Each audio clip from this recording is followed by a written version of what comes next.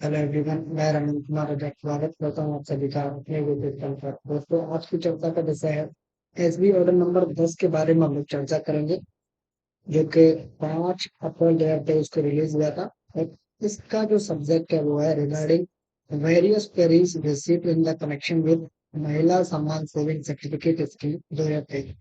Simply इसका जो subject है वो क्या है? तो इसका जो सब्जेक्ट है वो ये है कि जो महिला सम्मान सेविंग सर्टिफिकेट स्कीम एक जो आई थी, इसके बारे में हम लोग ऑलरेडी चर्चा कर चुके हैं। इससे संबंधित कुछ क्वेरीज थी, यानी कि कुछ डाउट थे, और उन डाउट के जो आंसर्स हैं वो इस एसबी ऑर्डर में दिए हुए हैं। तो सबसे पहले जानते हैं कि वो डाउट कौन कौन से हैं और उनके क्या क्या सोल्यूशन है। तो इससे संबंधित टोटल 4 प्रश्न है। पहला प्रश्न है कि क्या इस स्कीम के तहत एजेंट्स के तहत क्या ये अकाउंट खुलवाया जा सकता है? तो आप लोगों को सबसे पहले ये पता होना चाहिए कि जो हमारे पास में जो एजेंट्स है पोस्ट ऑफिस के पास में, वो आरडी, टीडी और जो केवीपी और जो एमएससी है, इनमें वो लोग अगर अकाउंट खुलवाते हैं तो उनको कमीशन मिलता है। लेकिन कुछ स्कीम्स ऐसी भी हैं जिन पर कमीशन नहीं मिलता है एजेंट को, और वो एजेंट के थ्रू नहीं खुलती है। उनमें से है पोस्ट ऑफिस का सेविंग अकाउंट, एसएससी, पीपीएफ और सीनियर सिटीजन। ये जो स्कीम्स हैं, इनमें किसी भी प्रकार का कोई भी कमीशन एजेंट्स को नहीं मिलता है। और उनमें से एक और है महिला सम्मान सेविंग सर्टिफिकेट। तो अगर कोई एजेंट इस स्कीम को खुलवाता है तो उसको किसी भी प्रकार का कोई भी इंसेंटिव नहीं मिलेगा, इस बात का ध्यान रखेंगे।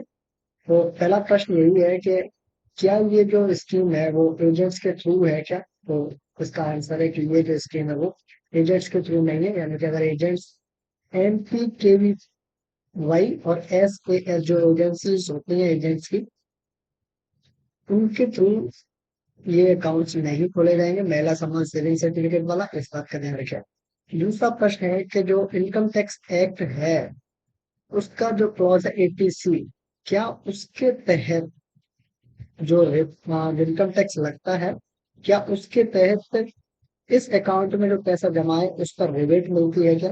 सिंपल सा मीनिंग ये है कि किसी व्यक्ति का इनकम टैक्स कट रहा है, और इनकम टैक्स एक्ट का जो 80C जो क्लॉज है उसमें रिबेट्स बताई गई है कि आप किन किन अकाउंट में अगर पैसा जमा करते हैं तो आपको छूट मिलेगी। जैसे एसएसए के अकाउंट में अगर आप जमा करते हैं पैसा, तो आप ये जो जमा है वो आप दिखाएंगे, तब आपका इनकम टैक्स है वो बच जाता है। सेम पीपीएफ अकाउंट है। ऐसे ही आपका जो अकाउंट है, जैसे पोस्टल लाइफ इंश्योरेंस है, वो भी एक इसमें से एक अकाउंट है। तो इन अकाउंट्स की डिपॉजिट की जो स्लिप्स हैं या जो ट्रांजेक्शन की जो हिस्ट्री है, वो अगर हम लोग इनकम टैक्स वालों को देते हैं, या हम लोग इनकम टैक्स अगर सैलरी से है तो सैलरी में अगर हम लोग देते हैं तो इनकम टैक्स से छूट मिल जाती है। तो सेम यही पूछा गया है कि क्या महिला सम्मान सेविंग सर्टिफिकेट स्कीम में अगर कोई अकाउंट खुलवाता है और वो ये अपने जो जमा है वो शो करता है कि मेरा इतना अमाउंट वहां पर जमा है, तो क्या उनको इनकम टैक्स से छूट मिलेगी? तो इसका आंसर है नहीं। किसी भी प्रकार की कोई छूट नहीं मिलेगी, 80C के तहत, ध्यान रखेंगे। नेक्स्ट प्रश्न नंबर 3 क्या है? प्रश्न नंबर 3 में है कि जो इंटरेस्ट जो महिला समाज सेविंग सर्टिफिकेट स्कीम पर मिलती है, क्या इस इंटरेस्ट पर भी टैक्स लगेगा क्या, या ये टैक्स फ्री है? तीसरा प्रश्न ये था। तो महिला समाज सेविंग सर्टिफिकेट स्कीम्स है, उसके ऊपर जो इंटरेस्ट लगेगा, इसके ऊपर जो इंटरेस्ट मिलेगा आपको, यानी कि 2 लाख रुपए आप लोग जमा कर सकते हैं, इस 2 लाख पर जो इंटरेस्ट मिलेगा इस पर भी आपका टैक्स लगेगा। ये टैक्सेबल है, इस बात का आप लोग ध्यान में रखेंगे।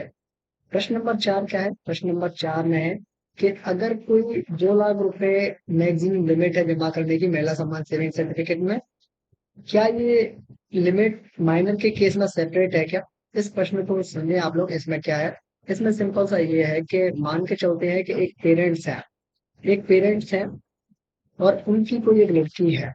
लड़की के नाम से महिला सम्मान सेविंग सर्टिफिकेट वो खुलवाना चाहते हैं, और ये जो लड़की है वो अभी माइनर है, यानी कि वो छोटी है, माइनर है।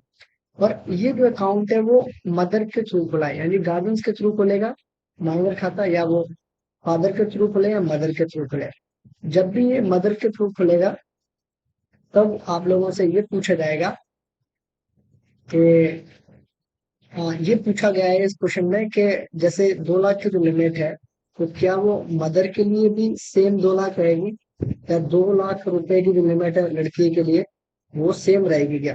प्रश्न को फिर से समझे। प्रश्न थोड़ा सा आपको कंफ्यूज कर सकता है। प्रश्न क्या है? प्रश्न में ये है कि एक पेरेंट्स है, मेल फीमेल है, एक क्या है, मेल फीमेल है। हम लोग इसको अलग तरीके से करते हैं, इस तरीके से करते हैं कि एक मेल है, एक फीमेल है, इनका कोई एक बच्चा है जो कि गर्ल चाइल्ड है, लड़की है। इसके नाम से अगर अकाउंट खुलवाते हैं जिसकी लिमिट मैक्सिमम जमा की लिमिट है वो है 2 लाख रुपए, और जो फीमेल है इसकी थ्रू ये अकाउंट खुला हुआ है, यानी कि मदर के थ्रू खुला हुआ है ये अकाउंट। तो प्रश्न ये पूछना चाहता है कि क्या हम लोग लड़की के नाम से 2 लाख रुपए जमा करें, तो क्या जो फीमेल है यानी कि जो मदर है लड़की की, उसके नाम से भी 2 लाख रुपए जमा करवाए जा सकते हैं क्या? यानी कि अगर कोई माइनर का अकाउंट मदर के थ्रू खुला है, माइनर का अकाउंट मदर के थ्रू खुला है, माइनर का जो अकाउंट है वो थ्रू मदर खुला है, माइनर थ्रू मदर अगर खुला हुआ है, तो क्या जो 2 लाख की लिमिट है माइनर की और जो मदर की 2-2 लाख रुपए की जो लिमिट है, क्या ये अलग अलग रहेंगी, या ये टोटल 2 लाख रुपए की लिमिट है, या ये अलग अलग है लिमिट, या ये टोटल 2 लाख है? तो आप लोग ध्यान रखें कि लड़की के नाम से भी 2 लाख रुपए की लिमिट है मैक्सिमम, और मदर के नाम से भी है।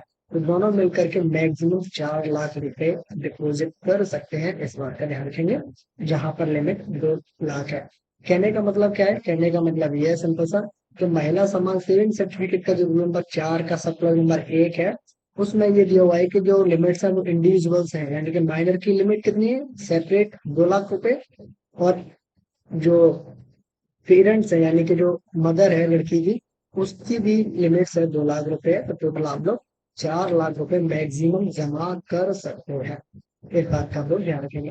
टोटल ये 4 जो प्रश्न हैं यही इस एसबी ऑर्डर नंबर में आपको बताए गए हैं। सिर्फ और सिर्फ इसमें इतना सा ही है। फिलहाल के लिए इस वीडियो को करता हूँ मैं एंड। ये है इस वीडियो का। धन्यवाद।